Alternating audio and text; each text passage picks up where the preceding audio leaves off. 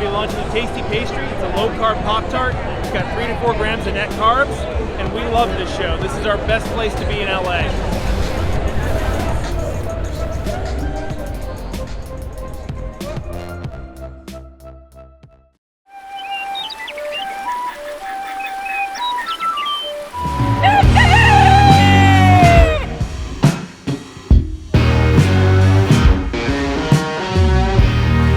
Welcome back to Legendary Foods Muscle in the Morning. I'm Dave Palumbo, and today is Monday, August 23rd, 2021.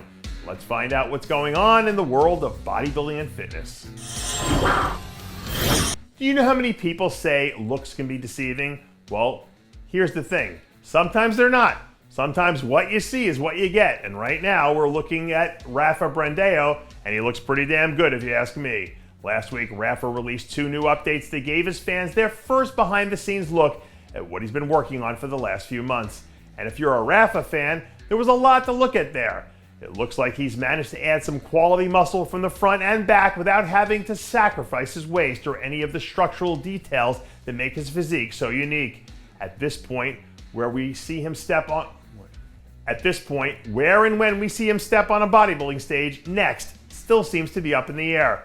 But if this is the starting point for whatever's about to come next, I wouldn't completely rule out the idea that we see him compete at some point before the end of the season.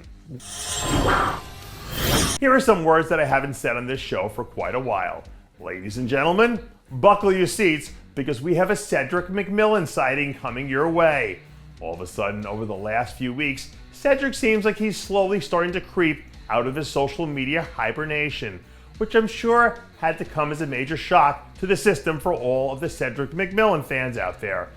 Even though the Arnold's only a few weeks away now, to be honest, I don't think I've heard Cedric's name mentioned in the conversation about potential top 3 threats there, which is a major oversight on everyone's part, considering the fact that this is a show he won 3 or 4 years ago. With that being said, it has been a few years since we saw Cedric hit that sort of peak that he had when he won back in 2017. But if he can get back to that level again, then he's still more than capable of putting himself squarely in the middle of landing a spot in that first call-out.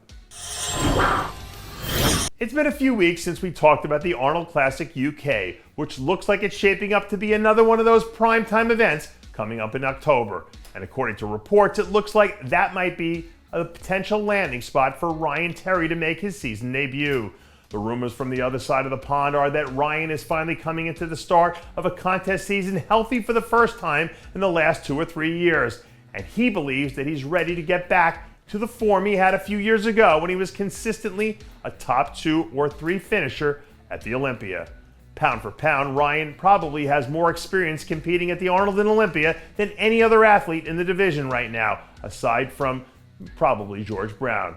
So if he can stay healthy and use that experience to his advantage, I don't think making one more run at the top 3 is completely out of the question.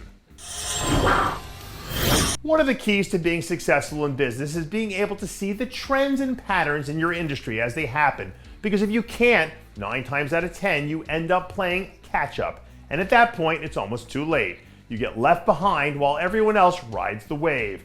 And the reason I'm bringing that to your attention is because Roelly Winklaar is like the industry trend people aren't paying attention to right now. And if people aren't careful, before they know it, they're going to find themselves in a situation where they need to play catch up. And at this point, Roelly's like the tropical storm that's about to get upgraded to a hurricane heading into the Arnold. Yes, he's been a lot less deadly than we expected all year long, but here's the thing, he's been getting better. He's picking up steam every time out, and all of those smaller shows that he hasn't won that seem like small failures right now might just be him picking up the steam he needs to be at full strength for the Arnold and the Olympia.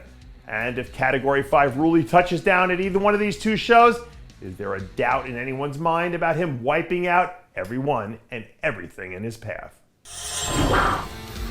And that does it for yet another edition of Muscle in the Morning. I'm Dave Palumbo, reminding you to always be true to your passions. And make sure to follow us on Facebook, Twitter, and Instagram.